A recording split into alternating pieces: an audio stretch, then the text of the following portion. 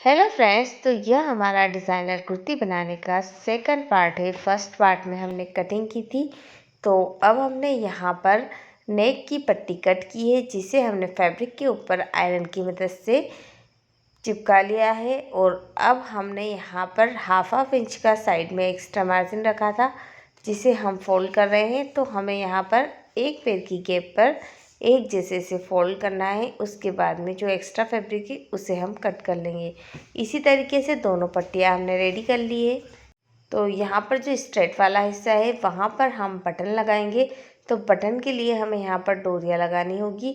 तो डोरी हमने पहले से बना ली है और डोरी को डबल फोल्ड करके यहाँ पर हमें कुछ इस तरीके से स्टिच करना है, ताकि हम फैब्रिक बटन लगाए तो वो बटन इन डोरियों में हम फंसा सके। तो यहाँ पर हमने डोरियों को लगभग 2 से 2.5 इंच की छोटी छोटी कट कर ली है। अब हमने जो निशान लगाया है बटन लगाने के लिए, उन्हीं के ऊपर हमें स्टिच करना है। लेकिन जब हम इसे डबल करके स्टिच करेंगे तो हमें इस बात का ध्यान रखना है कि सभी डोरियों की लेंथ एक जैसी हो।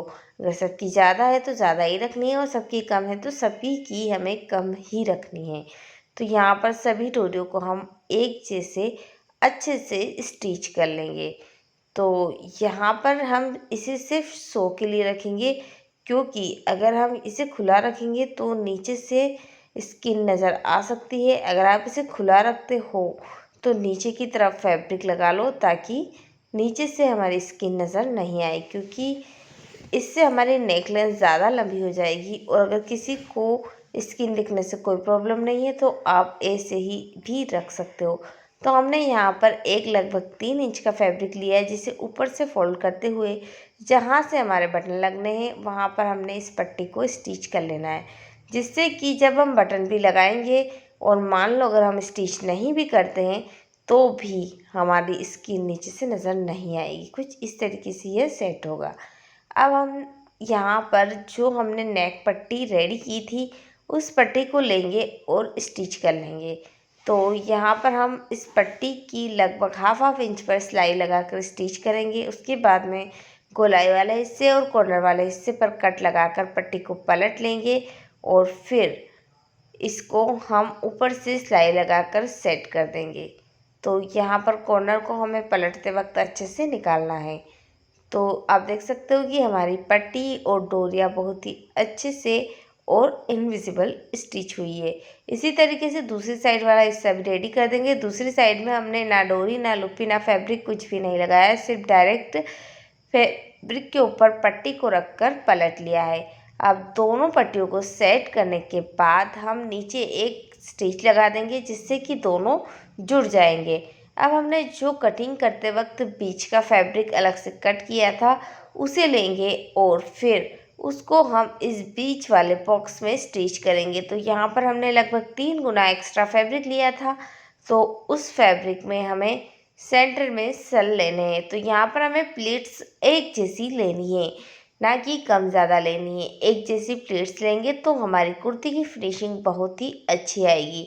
तो आप देख सकते हो कि यहाँ पर हम सेंटर में बिल्कुल बारीक छोटे छोटे और एक जैसे सल भर रहे हैं। तो इसी तरीके से हम पूरे इस बॉक्स में एक जैसे छोटे छोटे सल भर लेंगे।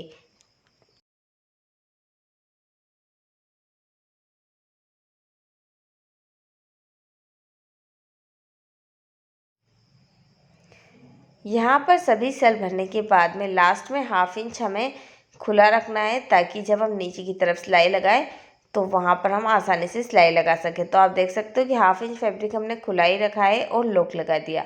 अब हम इसे पलट कर देखेंगे तो आप देख सकते हो कि हमारे सेल बिल्कुल एक जैसे, कई छोटे बड़े सेल नहीं हैं। तो यहाँ पर अब हम जो कॉर्नर वाला हिस्सा है पलटने के बाद, तो उस कॉर्नर पे एक छोटा सा कट लगाएंगे। उसके बाद में इसे नीचे से स्टिच करेंगे।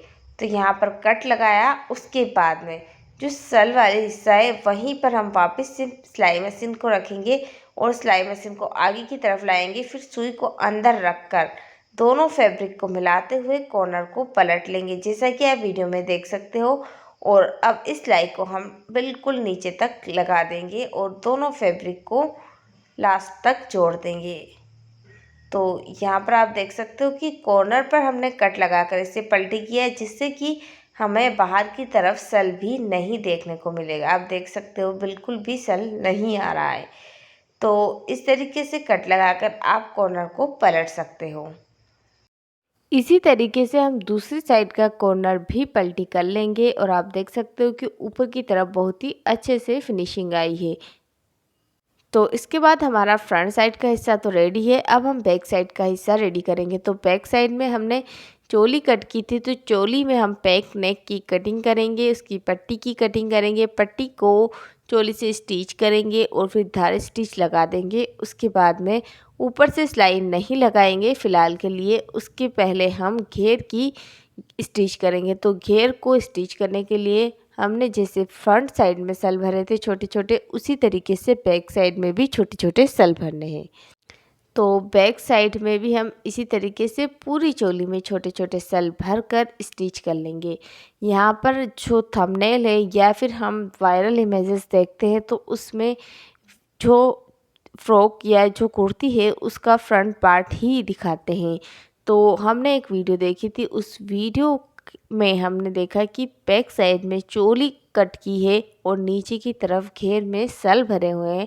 तो हमने बिल्कुल उसी तरीके से इस कुर्ती को रेडी करने की कोशिश की है और बहुत ही अच्छी बनकर रेडी हुई है। आप चाहो तो चोली भी रख सकते हो।